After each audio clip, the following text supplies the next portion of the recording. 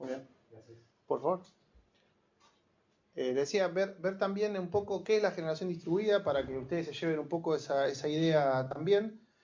¿Cómo trató este tema al mundo, que viene un poco por delante de nosotros y ya en energía renovable y en particular en este tema también? Y después, ¿cómo se está instrumentando este tema en particular en Argentina? Falta todavía bastante para verlo aplicado, pero es un buen indicador de hacia dónde vamos, por lo menos a trazos gruesos. Bueno, ¿por qué es importante la generación distribuida? El aprovechamiento de la energía eólica tuvo varias etapas a lo largo del tiempo. Hubo un periodo en el que se usó mucho, a principios del siglo XVII y XVIII, cuando se empezaron a usar los molinos para moler el trigo, y con el tiempo empezó a decaer, principalmente con la aparición de la energía de vapor.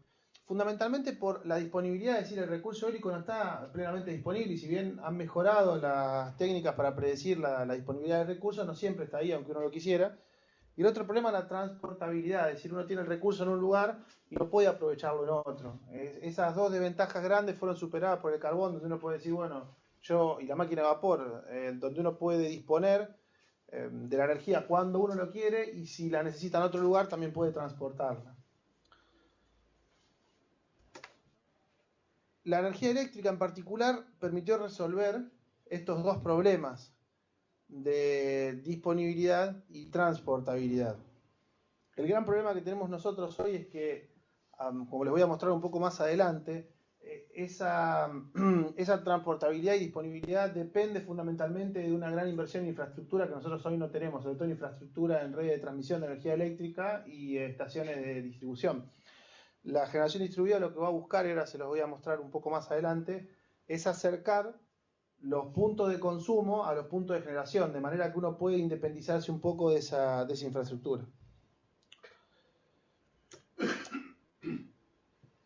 Como les decía, una de las principales limitaciones que tenemos en el uso de energías renovables es el transporte. Es decir, uno generalmente tiene los puntos de consumo, piensen en Argentina, el punto de generación de energía eólica son la zona sur del país.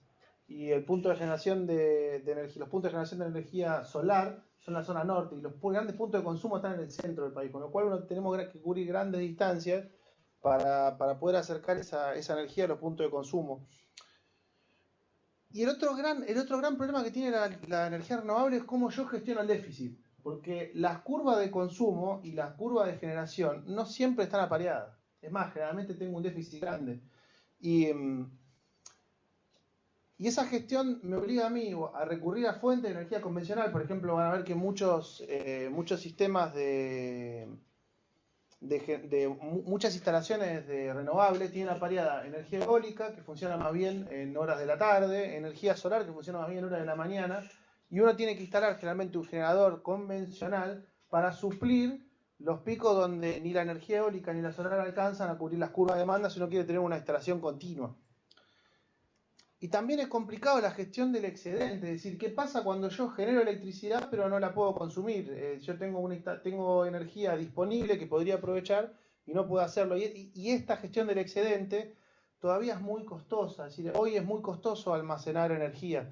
Se van a ver que en algunas instalaciones se acopla también algo de almacenamiento, que hay muchas formas, almacenamiento en forma de hidrógeno, se está volviendo al almacenamiento cinemático, también tiene sus problemas, almacenamiento de aire comprimido, algunos se guarda como calor, pero todavía es muy complejo. Van a ver que la generación distribuida me permite a mí solucionar fundamentalmente estos tres problemas, o por lo menos mitigar el impacto que tiene en el funcionamiento de mi sistema de energía.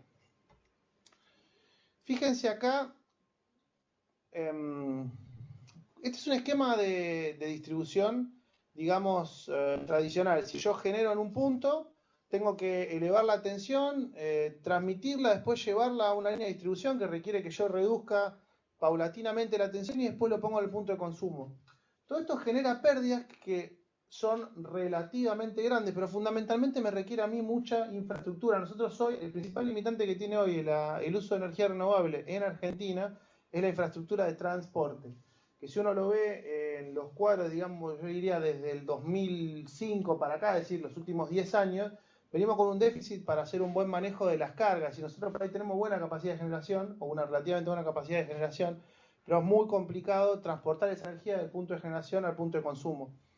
Si yo puedo acercar, como vamos a ver un poco más adelante, si puedo acercar la generación al punto de consumo, puedo descargar un poco estas redes y dar algo de lugar para poder transportar energía desde otros puntos del país a los centros de consumo. Fíjense acá que la generación distribuida cambia un poco el enfoque, es decir, me permite a mí generar en mi hogar y compartir ese excedente con otras instalaciones que están ubicadas, por ejemplo, en la misma ciudad, con lo cual yo tengo una necesidad de infraestructura mucho menor. Y me permite a mí liberar esa otra parte de la infraestructura para hacer transporte de nueva energía. Tal es el punto, o tal es así que es una limitante hoy, que a mí, no sé si han escuchado el programa Renovar, calculo que entiendo que varios sí. Dentro de mi oferta yo estoy obligado a presentar una autorización de la transportadora de energía, del sistema interconectado, donde me garantiza que en el punto en donde yo voy a inyectar, la empresa se compromete a transportar el volumen de energía que tengo que mover. Lo cual a ese punto está limitado el transporte en Argentina. Esto es un poco lo que les quería mostrar o lo que les comentaba yo del almacenamiento. Fíjense que ahí tienen dos curvas ustedes. Tienen una curva, esperen, voy a agarrar un puntero así os muestro mejor.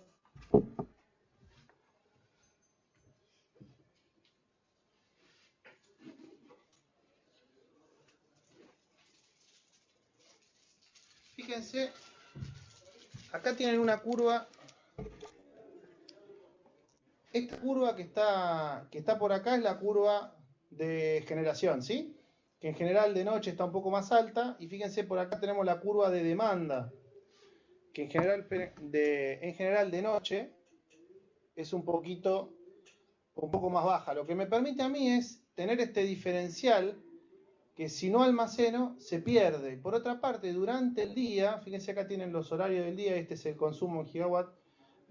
Durante el día en general la curva de demanda pasa por encima de la curva de generación. Y yo tengo toda esta área de la curva como un excedente que tengo que suplir con otro medio. Almacenar esta energía es un problema. Ahora vamos a ver cómo la generación distribuida me permite a mí suplir este déficit. ¿Consultas hasta acá o vamos bien?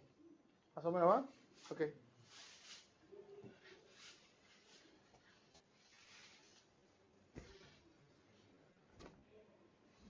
Bien. Seguimos avanzando entonces.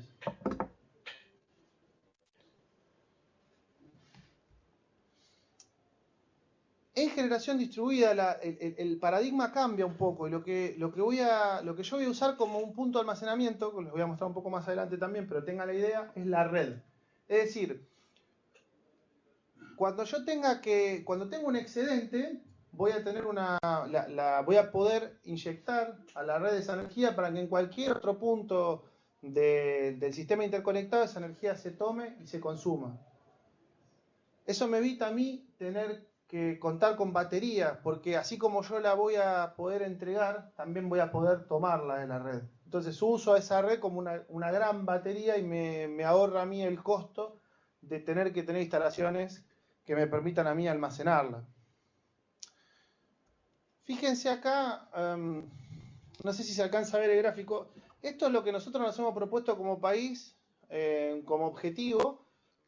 Acá tenemos el año, no sé si lo ven, es el 2018 y este es el año 2028, es decir, nos hemos propuesto a lo largo de 10 años modificar la matriz energética de Argentina y pasar de en 2018 tener un 8% de energía renovable, que no vamos a llegar, claramente, estamos bastante lejos de este objetivo, creo que vamos a terminar cerca de la mitad, y nos hemos propuesto en los próximos 10 años llegar a tener el 20% de la matriz energética nacional formada por energía renovable. Yo creo que para lo que viene la generación distribuida va a jugar un rol, no digo preponderante, pero vamos a tener que ayudar porque los grandes consumidores que están obligados a colaborar a esta matriz no van a dar abasto a cumplir este objetivo. Fundamentalmente, ¿qué es entonces la generación distribuida? Es reemplazar pocas instalaciones que generen gran cantidad de energía por muchas instalaciones que generen poca cantidad de energía. Por ejemplo, para tener idea de números, hoy una máquina, un aerogenerador de un parque eólico tiene, diría, un parque onshore tiene alrededor de 3 megawatts de potencia. Nosotros estamos hablando acá y uno tiene por ahí un parque que tiene tranquilamente 20 o 30 de estas máquinas, así que uno está pensando en entre 60 y 90 megawatts para un parque normal. Acá lo que nosotros pensamos es instalar en máquinas de no más de 500 kilovolts, es decir, una máquina que uno podría tener en el patio de su casa. Después vamos a ver alguna chiquitita por ahí. La idea es entonces la idea es, en vez de tener un gran punto donde yo genero un montón de energía y la tengo que aumentar, transportar y llevar al punto de consumo, tener un montón de puntos chiquititos en donde mucha energía ni siquiera abandona la casa, así se consume donde el punto que se genera y una pequeña fracción de esa energía sale y se va al sistema, pero es mucho menos el volumen de energía que yo tengo que mover. Y eso es lo que es la principal característica de la generación distribuida. Fíjense, por ejemplo, lo que les decía, ahí no sé si lo alcanzan a ver. Este es un generador muy chiquitito, de un poco menos de 500 kV, que está puesto en un mástil que está agarrado a la estructura principal de la casa. Acá hay, digamos, dos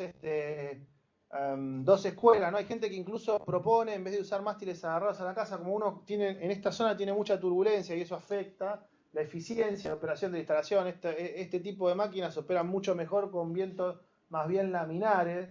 Entonces le dicen, bueno, es preferible tener un mástil y alejarlo un poco de la casa. Bueno, como siempre es una cuestión de compromiso, ¿no? Pero fíjense el tamaño de la máquina, es una máquina muy chiquitita, de bajísima complejidad, es decir, no tiene, en vez de tener una gondola como tiene, en vez de tener una gondola como tienen las máquinas terciarias, tiene una veleta muy parecida a los viejos molinos que nosotros veíamos en el campo.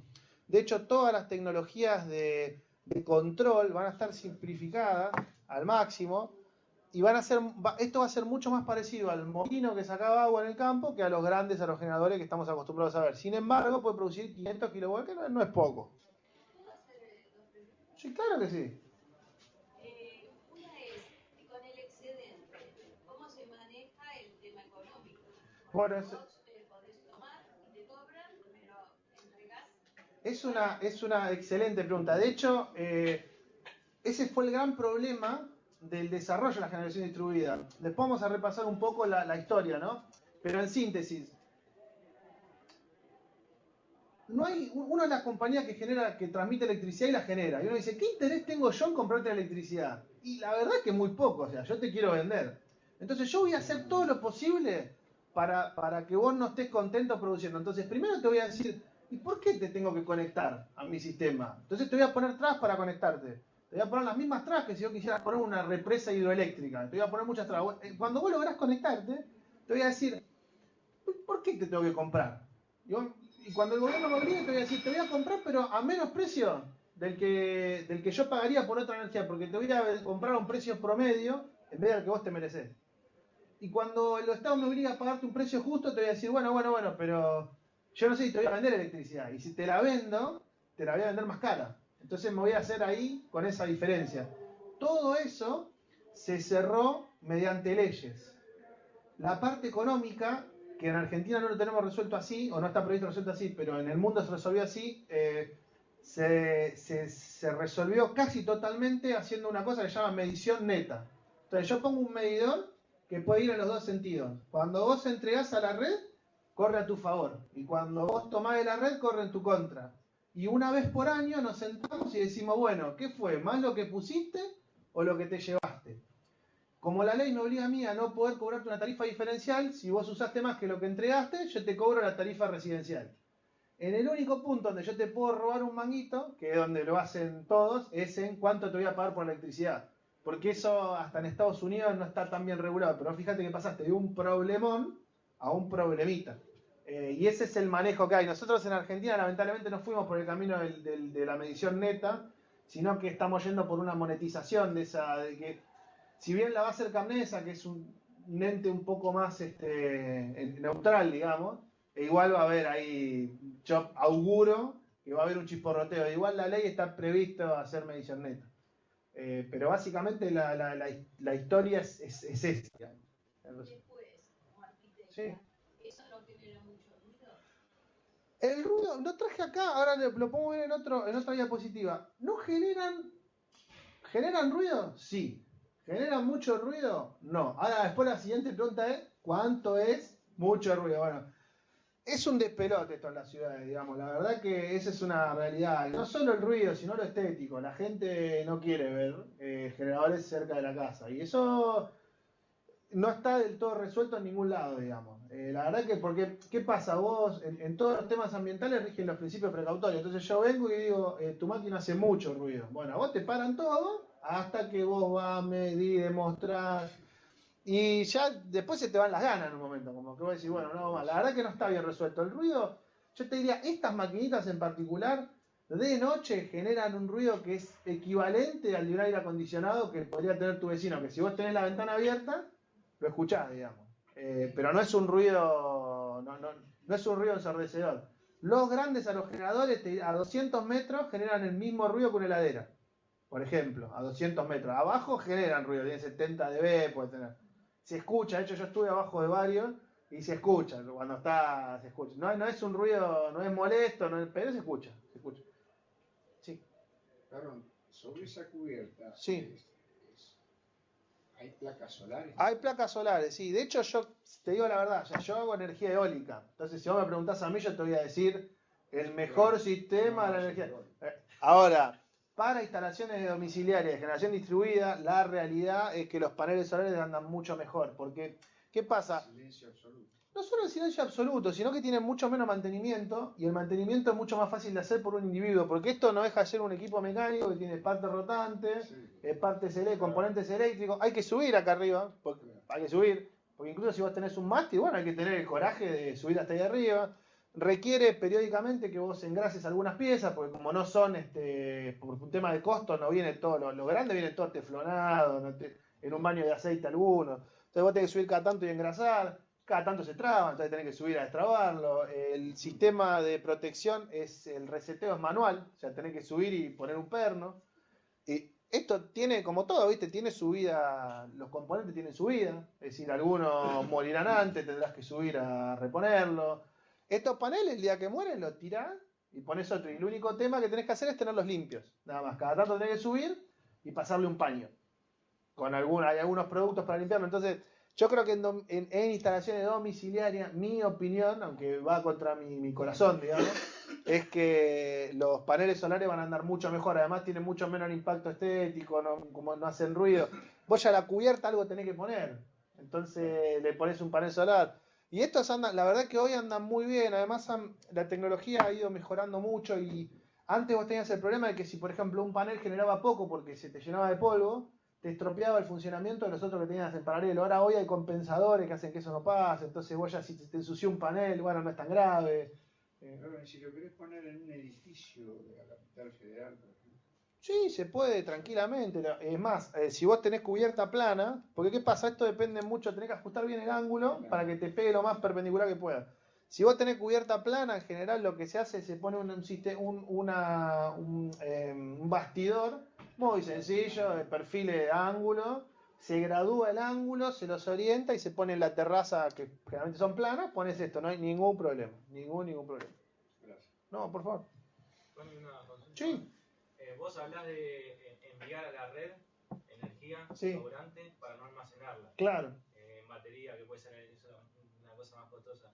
Pero esa energía en el momento que se envía a la red, alguien la tiene que consumir. Alguien la tiene que consumir. Lo que pasa es que cuando vos tenés mucha carga, es mucho más probable que vos las puedas balancear. Igual ahí también. Por ejemplo, si es de madrugada, no sé, se me ocurre quién la está usando. No, pero vos tenés, por ejemplo, los hospitales, por decirte algo. Los hospitales tienen un consumo que viene así plano todo el tiempo. Todas las estaciones de regulación tienen un consumo medio relativamente plano o de base.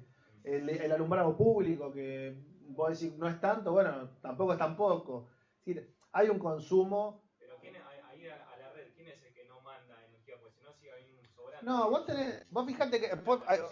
No, ahora mirá, vos fijate cómo de eso sacamos dos temas que son gigantes. Primero, el primer tema es la estabilidad de la red cuando yo tengo energía renovable. Es una cosa que todavía se está discutiendo. Mucha gente dice, si yo tengo un componente, porque ¿qué pasa? Si vos tenés un componente chico de energía renovable, vos decís, y bueno, dejás de pasar agua por la central hidráulica, bajás el reactor nuclear, parás las máquinas, por ejemplo, las máquinas de gas las parás así, clac, y paran. No, no es tan así, pero paran casi las puedes parar a cero de golpe y las puedes arrancar de golpe también, si tenés un pico de demanda. Ahora, si vos tenés el 20%, si vos tenés el 90%, ya con los 10 que vos podés regular, bueno, guarda porque no es tan fácil. Y el otro punto que pasa es en muchos países, cuando vos tenés una componente de energía renovable muy grande, uno de los incentivos que se le da a las energías renovables es decir, vos producís lo que yo te lo compro. No importa si se necesita o no. Entonces se pagan unos subsidios que son como subsidios negativos, si querés, donde vos al tipo le decís, pará, antes de metérmelo en la red y armarme un despelote, yo te voy a pagar unos mangos porque no lo inyectes.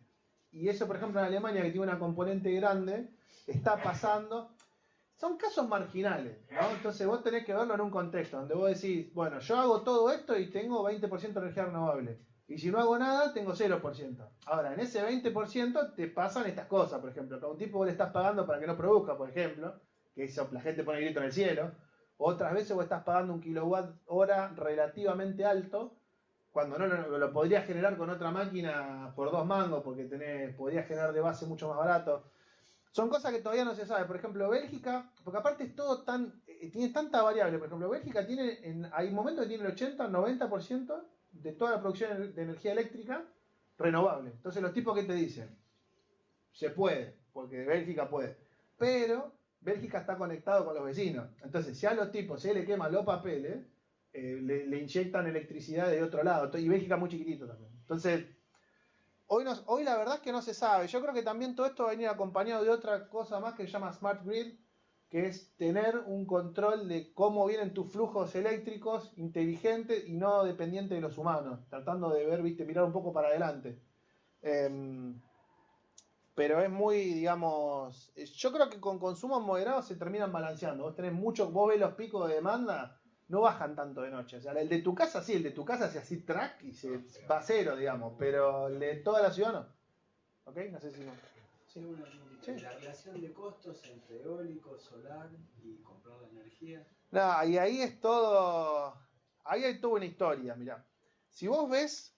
Porque, ¿qué pasa? Primero que el costo de las energías fósiles es complicado de calcular en serio, porque vos tenés un montón de costos metidos en, no sé, los presupuestos de las naciones para limpieza, decomisionado de energía atómica, que es muy difícil no sabés justo cuál es. Si vos le preguntás a los tipos que producen energía renovable, te muestran que las instalaciones son competitivas y en muchos casos pueden generar a costos menores que energías tradicionales.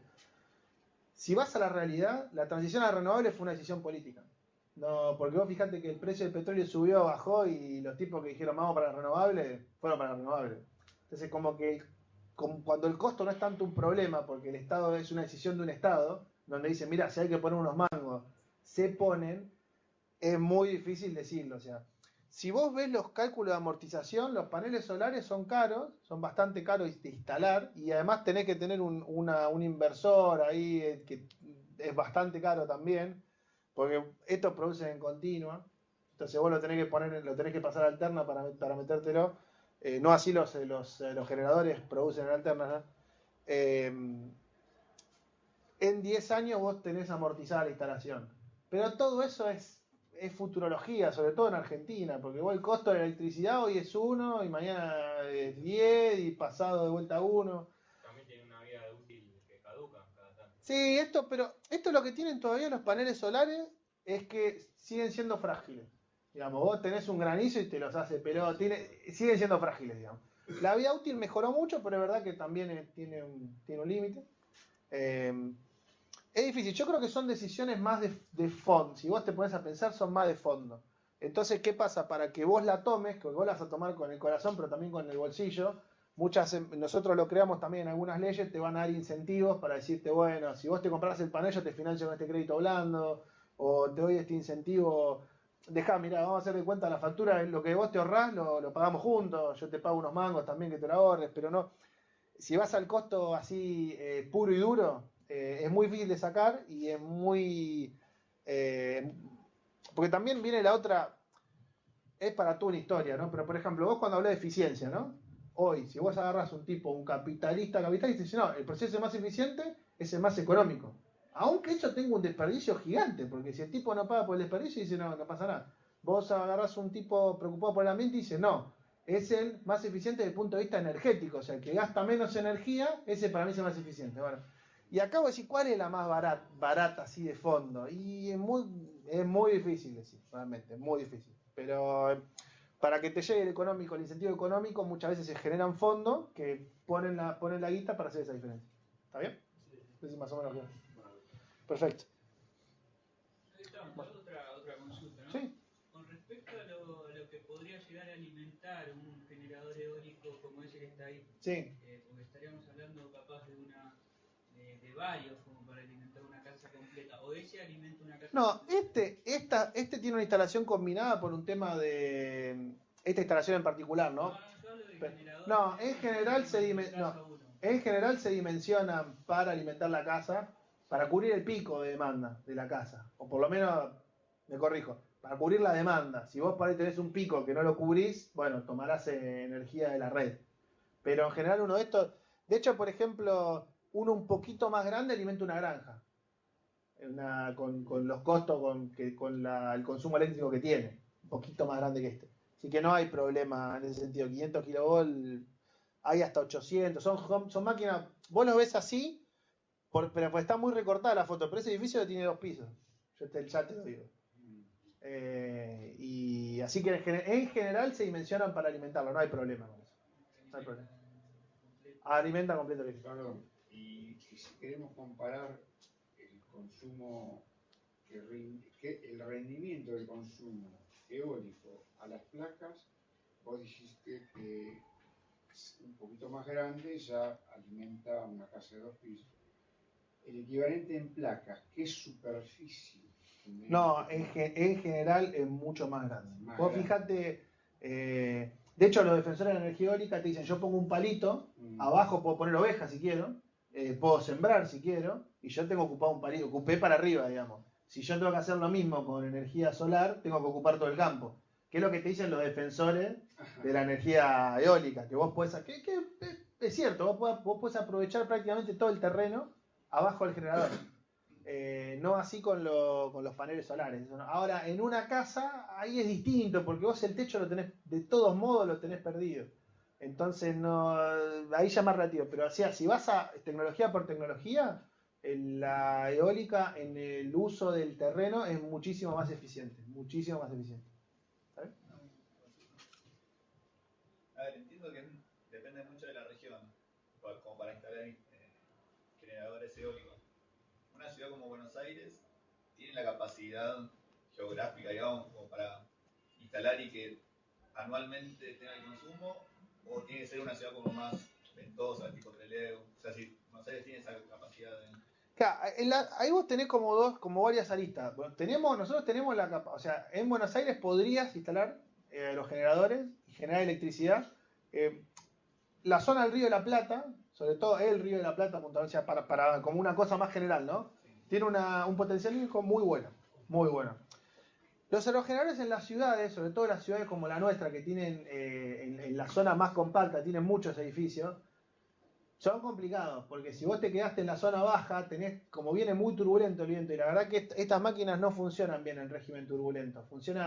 Vos si funcionan, no funcionan bien. Por eso vas a ver que en algunos lados los que hay instalados son unos generadores de eje vertical, que no funcionan en ningún lado, pero en régimen, porque son máquinas que funcionan por arrastre algunas y tienen un coeficiente, un rendimiento teórico muy bajo, muy bajo.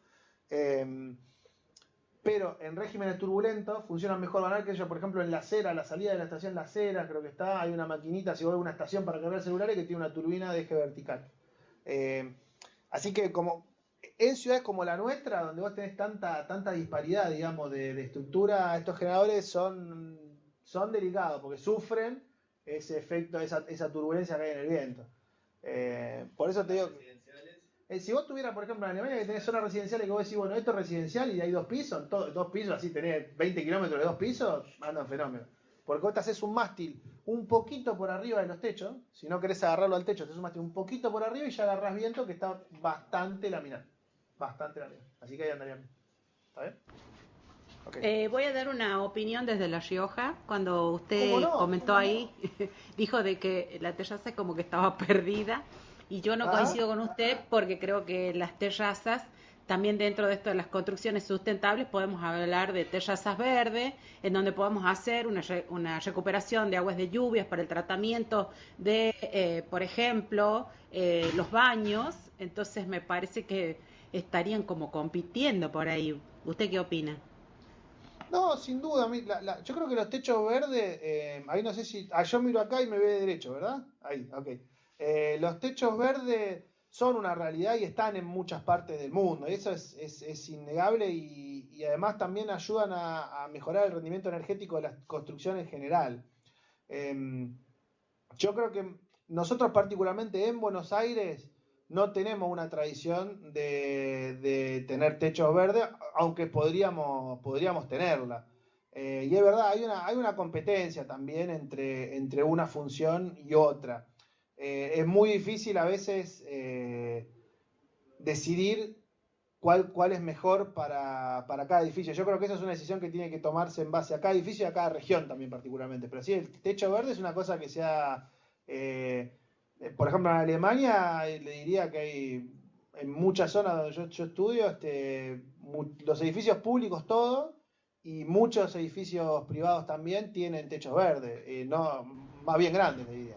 Sí, Así que sí, sí, tal cual. efectivamente es una posibilidad real, digamos, real y que hay que considerar en el contexto de cada edificio. Muchas gracias. Pregunta. No, por favor, Sí, gracias por el aporte. Sí, buenas tardes. Yo le quería consultar sobre la fabricación de estos equipos en la implementación, digamos, qué origen tienen. Porque acá en la provincia de La Rioja ya se están aplicando parques eólicos solares, digamos, de mucha superficie, pero son equipos de origen chino. Existieron ya en la provincia otras experiencias, pero con el transcurso del tiempo quedan, digamos, sin mantenimiento o bueno, surgen problemas que después quedan en desuso estos parques solares, ¿no? Me gustaría saber si en la Argentina podemos llegar a producir una tecnología que sea más fácil, digamos, para el mantenimiento. No, es muy interesante lo que plantea. Yo en particular conozco bien la problemática de lo eólico, así que le comparto primero eso y después abordamos un poco lo solar. El gran problema que tienen los generadores eólicos, hay muchos fabricantes en el mundo, pero el gran problema que tienen es el mantenimiento, porque imagínense que si usted tiene 3 máquinas de un fabricante, para que a usted le despachen un técnico, es un problema, porque le dicen, bueno, siéntese, espere, y en algún momento le mandamos un técnico a verlo. Y es lo que pasó, por ejemplo, el parque que tiene Comodoro Rivadavia, en el Cerro Chenque, está prácticamente parado porque no se trajeron los repuestos. Nosotros tenemos en Argentina 2 grandes fábricas de aerogeneradores. Una es IMSA Wind, que es del grupo Pescarmona, que está siempre por desaparecer, digamos, pero todavía está. Y la otra es NRG Patagonia. Los dos hacen máquinas. IMSA hace máquinas muy parecidas a las máquinas chinas, ¿sí? Porque tienen licencia, es decir, esas máquinas se originaron en Alemania y después se vendieron a China y IMSA compró la licencia. O sea, van a ver que son máquinas que tienen la gondola muy cortita porque no tienen reductor, se llaman direct drive, no tienen reductor y directamente está acoplado el eje de bajas revoluciones al generador. NRG Patagonia hace máquinas de 1,5 megawatts, son máquinas chiquititas, y hay de 2 megawatts también, pero son de fabricación nacional. Hasta donde yo tengo conocimiento, en ninguno de los parques de los proyectos de renovar se han usado máquinas de fabricación nacional, lo cual es una pena enorme, porque nos va a traer unos problemas de mantenimiento muy grandes. Sí podríamos tranquilamente decir, tenemos la capacidad de fabricarlo. Y respecto a los paneles solares, entiendo que la situación es similar. No hay un motivo por el cual no los podemos hacer en Argentina, pero se están importando la inmensa mayoría. La inmensa mayoría.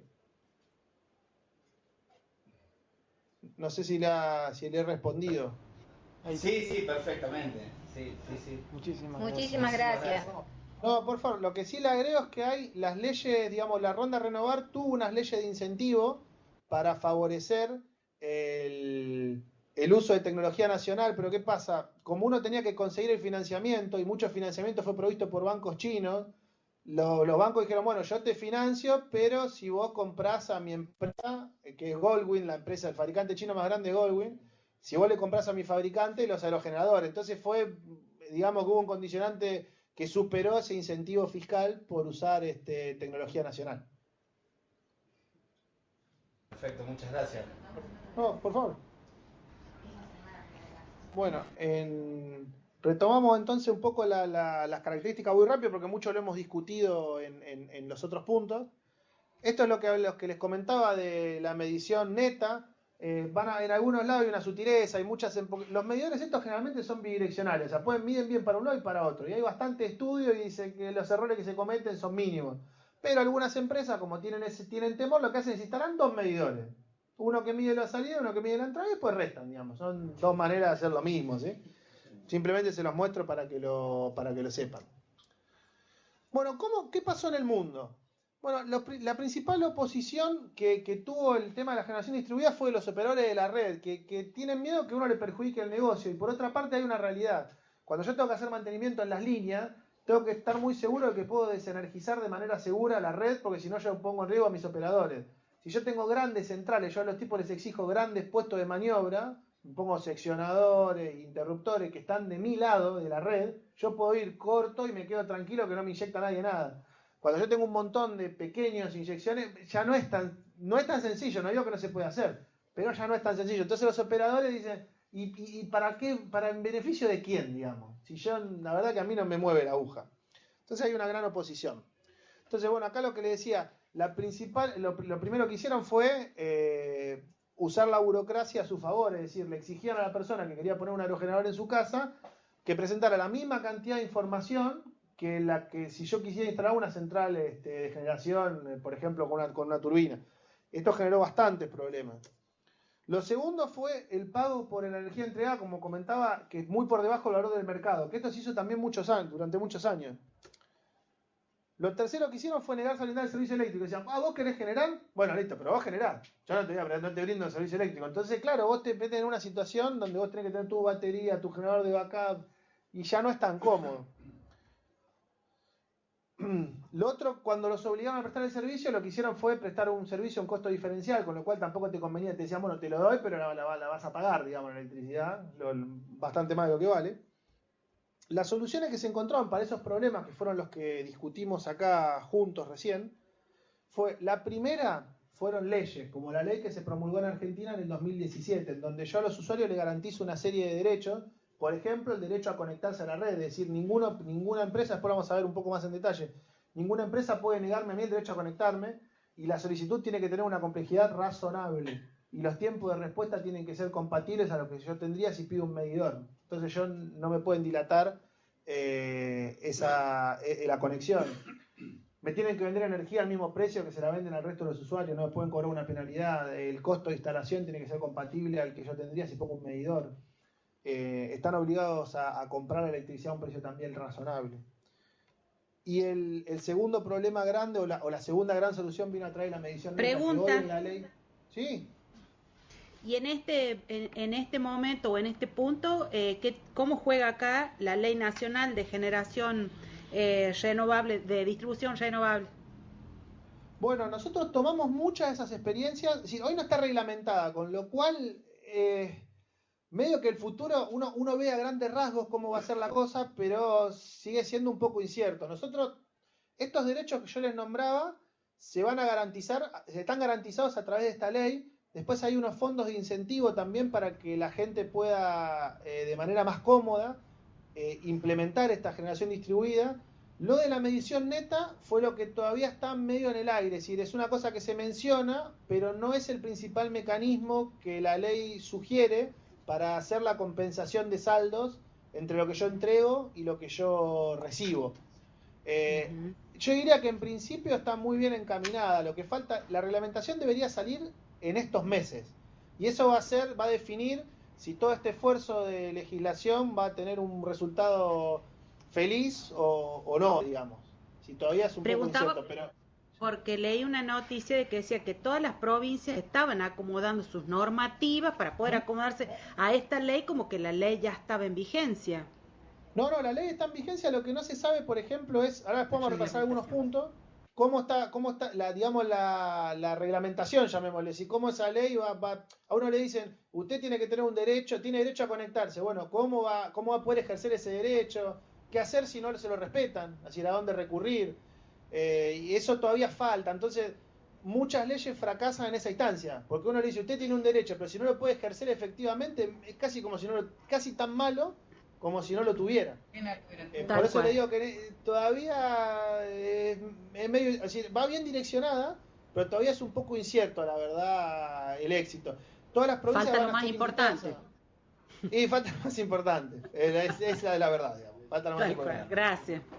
No, por favor. ¿Hay algún lugar que lo estén implementando? O sea, entiendo que cuando se generan estas soluciones, digamos, se hacen primero prototipos, una ciudad modelo donde yo meto energía, saco, o sea, ¿se está implementando o está solamente la idea y todavía no? No en Argentina, digamos. En el mundo hay muchas ideas y donde más se implementa es en otro. Porque ¿qué pasa? Vos después tenés dos tipos de modelos de desarrollo ya de energía eólica, ¿no? O de energía renovable. Un modelo, que es el que adoptó Argentina, que para mí es el menos feliz, es donde yo te digo, bueno, yo voy a comprar 800 megawatts de energía eólica. El que me lo vende más, y lo voy a comprar en esta región, el que me lo vende más barato, se lo compro.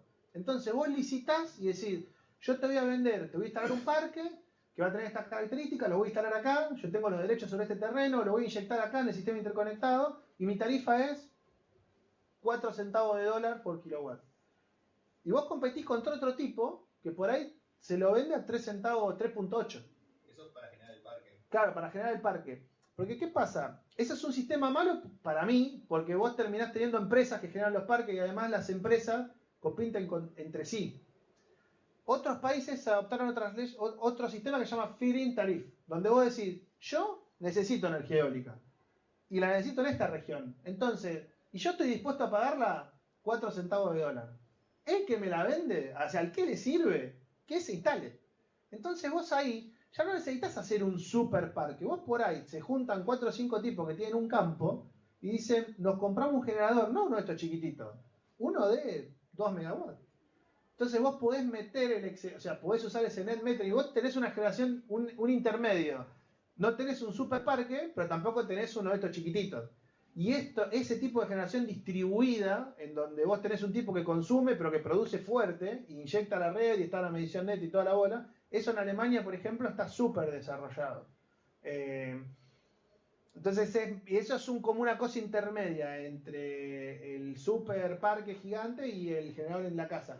Estos generadores se usaron mucho en California, en una época después se abandonaron porque la energía renovable es muy susceptible a los vaivenes de políticos, ¿viste? Cuando vos le sacás así, vos le soltás la mano, se desploma. Y le soltaron la mano 2 o 3 veces y se desplomó. Entonces, y acá todavía no ni se la estamos recién dando, digamos. O sea que hoy no hay experiencias reales, hoy la mayoría de las instalaciones así de generación distribuida son todas cosas experimentales. Por ejemplo, la Facultad Regional Pacheco de la UTN tiene unos paneles solares, pero son cosas, hoy no hay nada, está todo por verse. Por eso creo que la reglamentación va a ser un poco clave para ver qué pasa, digamos, con eso. Bueno, después tenemos otra cosa con la que convencieron a los generadores fue decirle, mira, yo voy a limitar la potencia que yo voy a instalar como generación distribuida. Entonces, los tipos que producen y transportan electricidad no se sienten amenazados, porque si vos le pones un generadorcito de 500 kV, no pasa nada. Los tipos tienen planta de 400 megas, entonces no pasa nada. Y fue una manera de decirle a los tipos, miren, no nos vamos a meter con su negocio, queremos hacer algo bueno para todos. Entonces eso hizo que todas esas barreras que vos los obligás a sacar, los tipos no se resistan a que vos se las saques. O se resistan menos. Bueno, y acá vamos a ver en este último ratito, 10 minutos, cómo se está instrumentando esto en Argentina. Bueno, la ley de fomento es la ley esta, la 27.424, que es una ley chiquitita, si no la está en internet publicada, se promulgó en diciembre del año 2017, y era la que decía que todavía falta reglamentar. es una ley muy cortita, si uno la lee. Para un tema tan grande, uno esperaría otra cosa, pero bueno, lo que va a ser grande, esperemos, es la reglamentación. Esta ley le decía, bueno, se promulgó en esa fecha y todavía no la reglamentamos.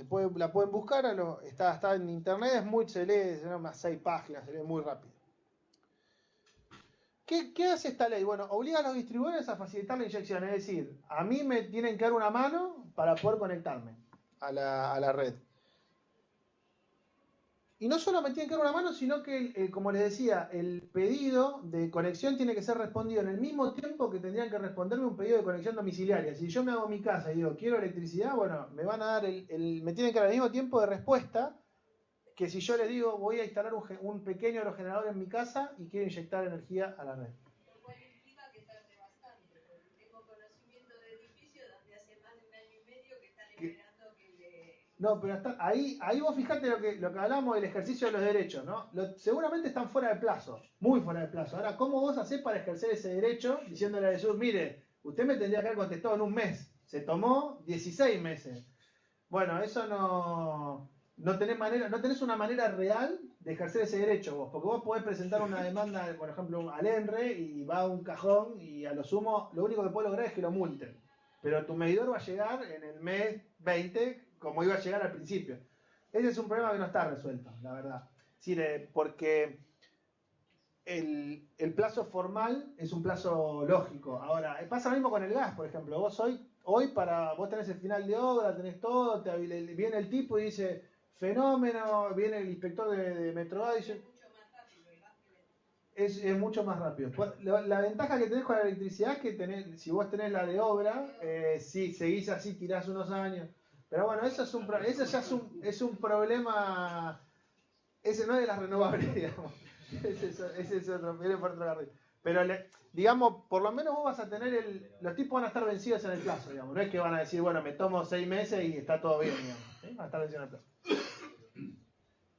Y después, otra cosa que es importante es que los costos de conexión que son a cargo del usuario no pueden superar los costos que a vos la tarifa que a vos te cobran por conectar tu medidor. Deberían cobrarte lo mismo, por conectarlo o por reemplazar la instalación. Que tampoco es menor esto, digamos. ¿Qué otra cosa propone la ley? Este es el punto para mí más debatible, porque en vez de usar la medición neta que se menciona, lo que van a hacer es evaluar la energía que yo entrego al momento en que yo la entrego, que es variable en función de cuáles son las máquinas que están en funcionamiento, con lo cual, si bien el que determina la evaluación es un ente independiente, hay cierto interés y además yo tengo baja predictibilidad, porque yo entrego cuando puedo y no sé cuánto exactamente me van a pagar. Y después de esa plata me van a descontar lo que me irían a cobrar a mí y la diferencia será lo que yo cobraré a fin de año, o lo que pagaré. Otro problema que tiene esta ley es que, ¿qué pasa? El viento generalmente es estacional. Es decir, yo tengo temporada, ¿qué nos pasa a nosotros? Las primaveras son más ventosas, entonces la mayoría de los países hacen ese saldo, se mira anualmente, es decir, de enero a diciembre. En la ley nosotros tenemos fijado, no está fijado el periodo, pero no puede ser superior a 6 meses, con lo cual va a ser medio perjudicial para el tema eólico. Si yo creo que deberían haberse adoptado periodo de un año, como en todos lados, digamos que anda bastante bien. Pero cuando se reglamente veremos si son 6 meses, bueno, tendremos algunos problemas, si son menos, bueno, tendremos más problemas. Y después, bueno, lo que les decía es que está mencionada la posibilidad de hacer una medición neta de energía, pero no está obligado el uso. Yo creo que eso va a ser, si en la reglamentación eso no se corrige, eso va a ser un problema. Hay un diputado que se llama Villalonga, que es el que él estuvo bastante atrás de este tema. Yo conversé con él sobre esto puntualmente y él me decía, si nosotros esperábamos a corregir, es decir, retirábamos la ley y corregíamos esto, en vez de sancionarla en 2017, lo habíamos sancionado en 2020. Entonces dijimos, sancionémosla así y después vemos. Así que es un tema, yo tengo la esperanza de que se va a solucionar porque es un tema que todo el mundo está al tanto. Si no es que es un tema que es ajeno. Y por último hay una limitación en la potencia que yo puedo instalar, que es no puedo instalar más que lo que yo estoy autorizado a consumir, que es una cosa lógica, digamos. Yo creo que es una limitación para, digamos, que se queden tranquilos los distribuidores, pero no perjudica al que está generando. Porque además yo puedo pedir también, si quiero, que me amplíe la potencia, digamos, no es un problema. Y después, por último, se crean dos fondos. Hay un fondo para fomentar el uso de generación distribuida, es decir, esto se va a usar, son 200 millones de pesos que se destinan al principio, se va a destinar a brindar créditos para que uno pueda hacer esa instalación, a solventar algunos costos, a proveer programas de incentivo, es decir, donde yo digo, bueno, yo te voy a dar un subsidio por cada kilowatt que vos inyectes, por kilowatt hora, porque a mí me interesa que vos lo hagas, por cada kilowatt que vos instales. Todavía se crea el fondo, no se sabe bien cómo se van a implementar las políticas.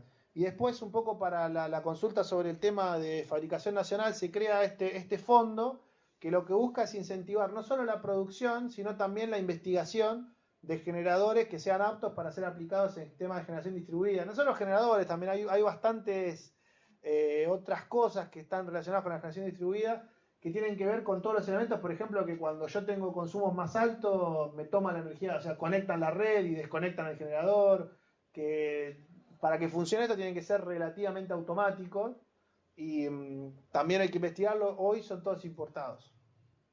¿Quién te dice si lo que vos generaste está apto como generador para ser instalado acá en el país? ¿El equipo decís vos? Sí que se generó un fondo Sí. de fabricación nacional justamente para hacer generadores que se instalen acá. Sí. ¿Quién dice si se puede o no se puede? No, después tiene muchas certificaciones, digamos. Vos decís si se puede, si vos lo que diseñaste funciona, digamos. Sí, o sea, entiendo que el fondo este es vos, Antonio Nicolás, que haces un generador. Yo te lo financio, si lo que vos estás generando lo puedo instalar acá en Argentina. ¿Quién tiene la potestad de decir? No, el fondo, estos fondos generalmente te evalúan el proyecto y después tenés entes que certifican, porque el único problema que vos tenés es que entregues energía acondicionada para inyectar, que no es menor, digamos. Vos tenés que entregar 220, más o menos un cachito, y los HER también más o menos un cachito. Yo te diría que en los generadores grandes no es un problema porque usan electrónica de potencia. Entonces la verdad es que sale con la electricidad que sale, a pesar de que el generador no la genera tan pareja, porque las revoluciones, si bien hay sistemas que tratan de mantener las revoluciones constantes, no es tan fácil de mantenerlo, la energía que sale es de muy buena calidad. En estos chiquitos, bueno, es más variable. Yo creo que la utilidad del proyecto la determinan los tipos. Siempre es incierta. Siempre es incierta, porque vos decís, va a servir, y después, bueno, ahí hay un riesgo, sí, es así. En cierta manera, esa mi pregunta es, ¿quién tomó la posta de los entes? No hay ninguno todavía. Camesa, no sé. No hay ninguno. ¿Hay alguno que vos decís está apostando fuerte? No, ninguno. De hecho, desarrollo de generadores chiquititos, acá tienen INVAP, tiene uno chiquitito que están haciendo, pero es muy artesanal todo, con lo cual no sé qué pasará. Hay un proyecto de hacer un aerogenerador argentino chiquitito, que es el mismo proyecto que está hace 5 años dando vuelta, que tampoco termina de arrancar. Y no hay ninguna institución. Después la Fuerza Aérea está diseñando uno, diseñó varios pero para las bases antárticas, que tuvieron su desempeño, pero es para un uso muy específico. Pero no, así que haya tomado la posta alguien, no, porque IMSA y NRG hacen máquinas mucho más grandes, no hacen cosas chiquitas. Así que por ahora no hay, digamos. Pero puede haber, hay solo importado. Bueno, y otra cosa interesante es que todos los edificios públicos nuevos tienen que incluir alguna forma de generación de energía renovable que se va a inyectar como generación distribuida. No hay, en la ley no hay ninguna especificación de qué tanta energía vos tenés que generar, de la que vos generás, tenés que generar vos propiamente, digamos. Pero lo que es interesante es que hay una idea de decir, bueno, cuando construyamos algo público vamos a poner algo distribuido. Es una intención, digamos, que tampoco es menor. Bueno, y con esto terminamos lo que yo tenía preparado para la charla. Y bueno, algunas preguntas que quieran hacer, encantado. Y el programa Renovar. Sí. Yo la otra vez leí que estaba en una segunda etapa.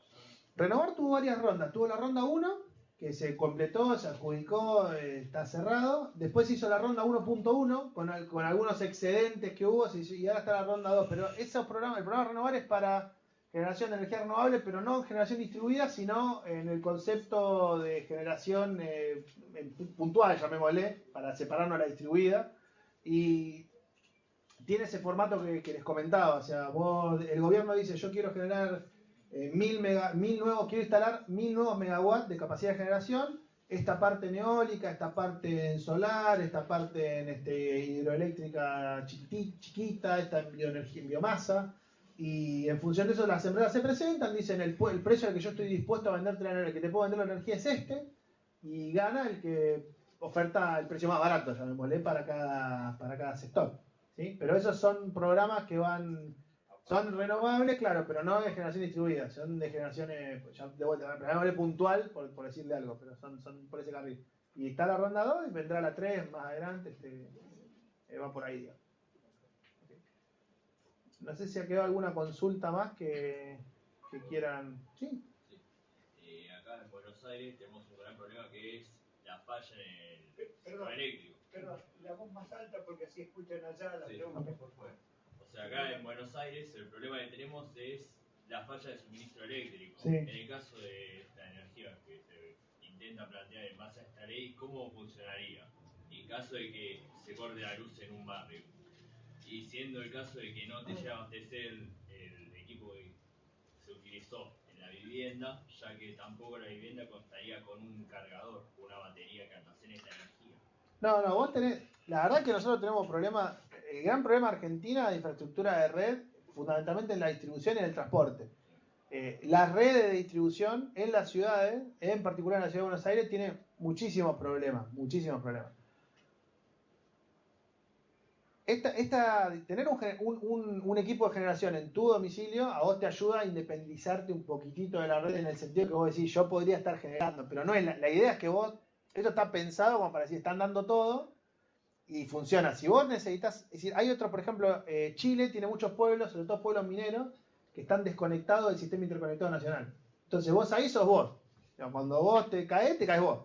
Entonces los tipos ahí que hacen, instalan eólica, solar, a veces un banco de batería y un generador diésel. Entonces vos con ese combo lográs un costo de generación menor. Pero ahí sos vos contra el mundo, digamos. Eso está pensado como de otra manera. ¿Y qué proporción de cada cosa? Depende de cada lugar.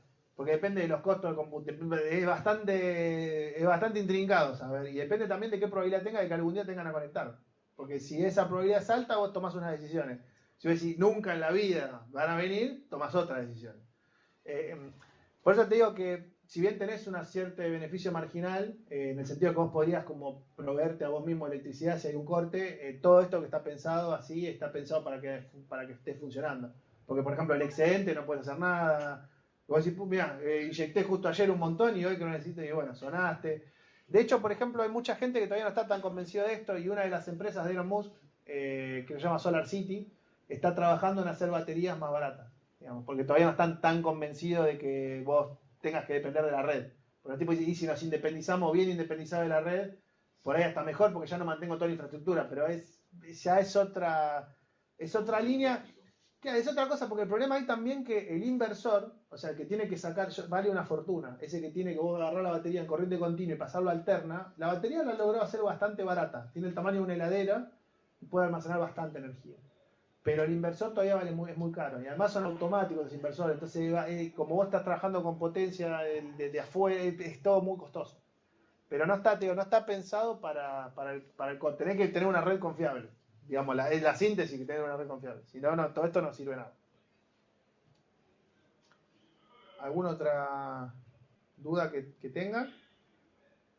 No sé, ahí en la Rioja si podemos, si ha quedado alguna duda con la que podamos colaborar.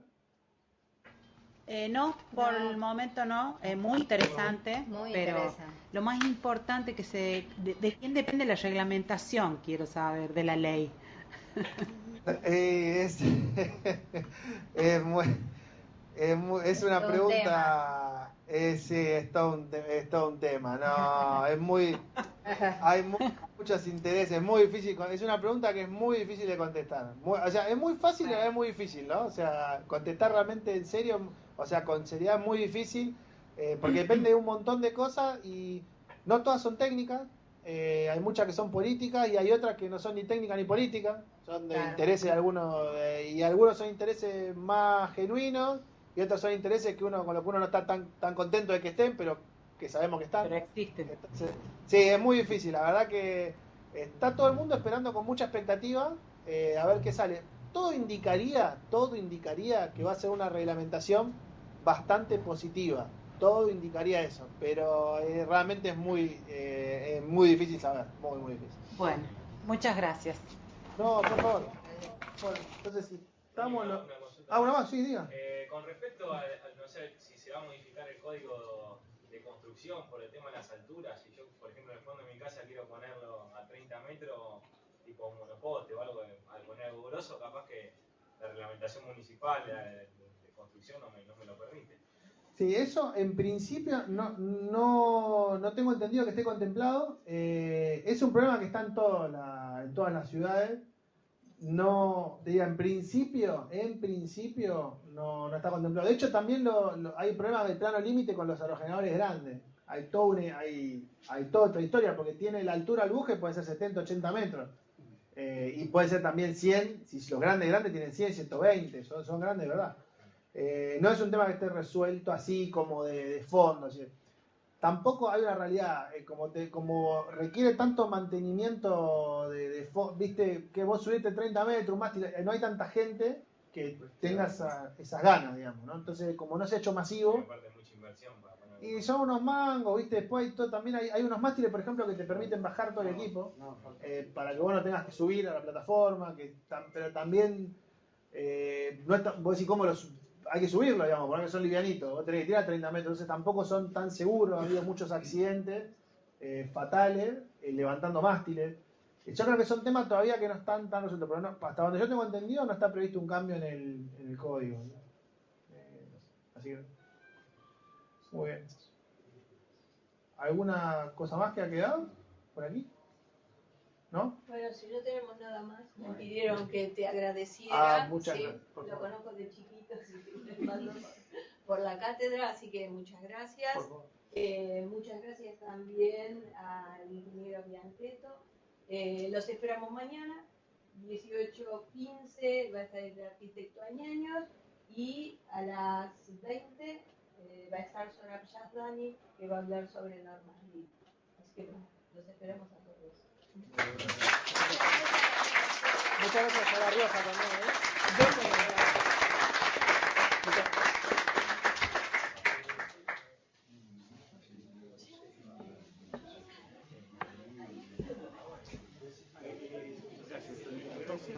sí.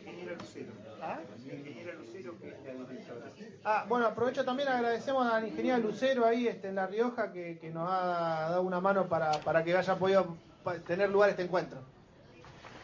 ¿Vas a hablar? Sí, muchas gracias. De todas maneras, hubiera querido tener más, pero lamentablemente tenemos fechas de exámenes, así que, pero han venido suficientes. Muy interesantes las charlas que hemos tenido esta tarde. Mañana vamos a estar nuevamente juntos. Bueno, muchas gracias, un gusto. Salud.